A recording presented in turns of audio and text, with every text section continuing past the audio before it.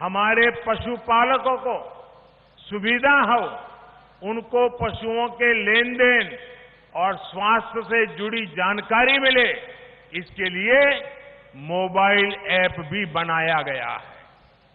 Dairy sector के विस्तार के लिए हजारों करोड़ का विशेष फंड भी बनाया गया है।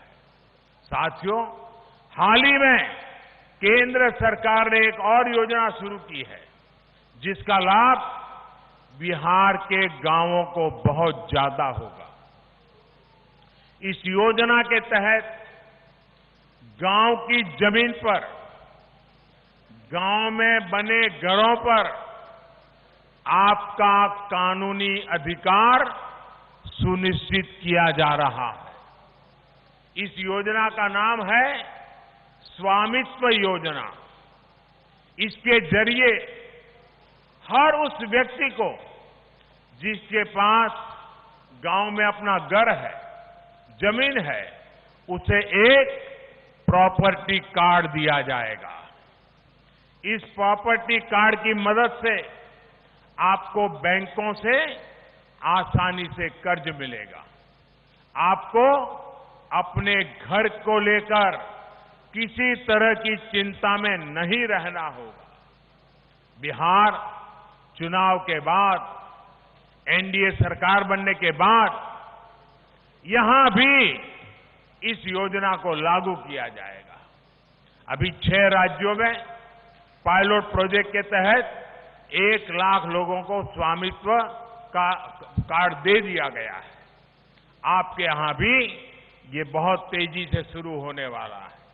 भाइयों और बहनों, आज भारत आत्मनिर्भर बनने के लिए प्रतिबद्ध है। बिहार आत्मनिर्भरता के संकल्प के साथ आगे बढ़ रहा है। अगर बिहार में विरोध और अवरोध को जरा भी मौका मिला तो बिहार की गति और प्रगति दोनों धीमी पड़ जाएगी। इसलिए नीतीश जी की अगुवाई में भाजपा, जेडीयू, हम और वीआईपी के गठबंधन यानी एनडीए को एक एक वोट पड़ना चाहिए। हर एक किसी का वोट पड़ना चाहिए। एक एक नागरिक का वोट पड़ना चाहिए। और इसलिए आपको मतदान केंद्र पर वोट डालने के लिए जरूर पहुंचना है। हमें कोरोना संक्रमण से बचाव के लिए जो भी जरूरी कायदे हैं, उनका हमें पूरा पालन भी करना है। अंत में एक और आग्रह मैं आपसे करूंगा। त्योहारों का सीजन है, इसलिए जो भी खरीदारी आप करेंगे, अधिक से अधिक लोकल खरीदेंगे।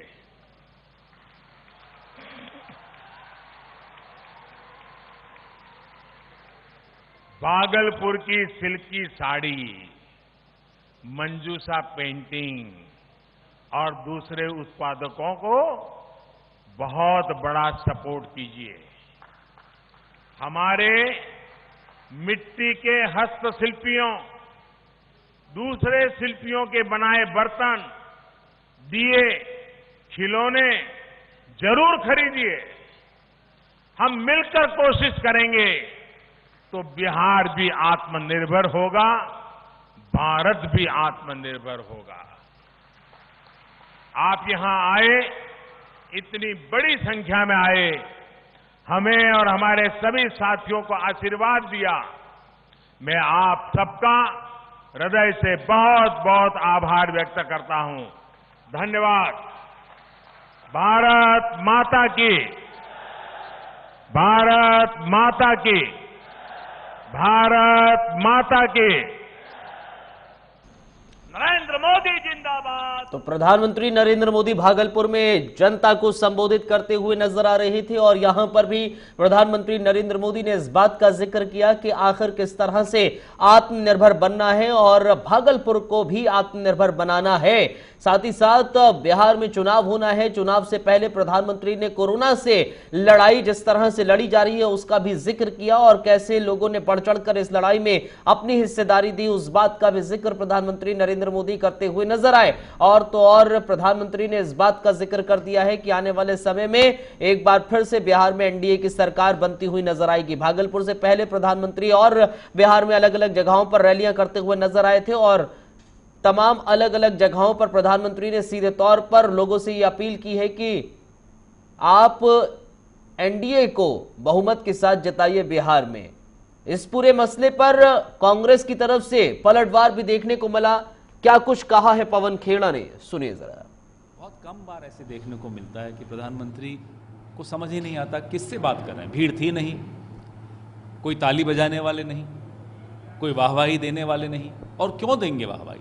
क्यों आएंगे बिहार के लोग वापस से मूर्ख बनाने जब ये आ गए हैं? उन्हें खुशी की बात तो यह है कि आज उन्होंने बोली नहीं लगाई बिहार की, उसके लिए हम उनको धन्यवाद देते हैं। अपने ही नीति आयोग की रिपोर्ट अगर वो पढ़कर आते तो शायद आते ही नहीं।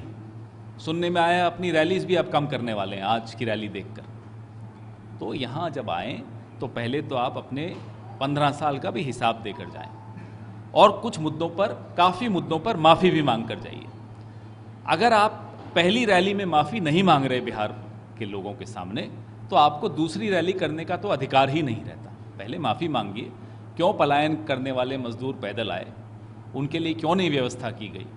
क्यों बेरोजगारी का रिकॉर्ड तोड़ रहा है बिहार? बिहार पूरे विश्व में सबसे नौजवान प्रदेश माना जाता है, सबसे ज़्यादा नौजवान इस प्रदेश में है।